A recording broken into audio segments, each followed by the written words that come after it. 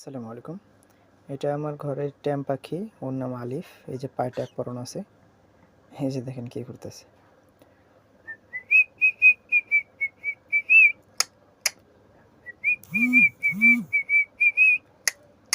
আলিফ, আলিফ, আলিফ। ও আলিফ আলিফ বলেও কথা বলে। ওর সাথে এখন বাচ্চা আছে, তো এই জন্য যারা পাখি পোষেন তারা আসলে বিষয়টা জানবেন যে পাখি বা পাখির বাচ্চা থাকলে সে পাখিগুলো যতই ট্যাম থাক ওরা একটু অ্যাগ্রেসিভ হয়ে যায়।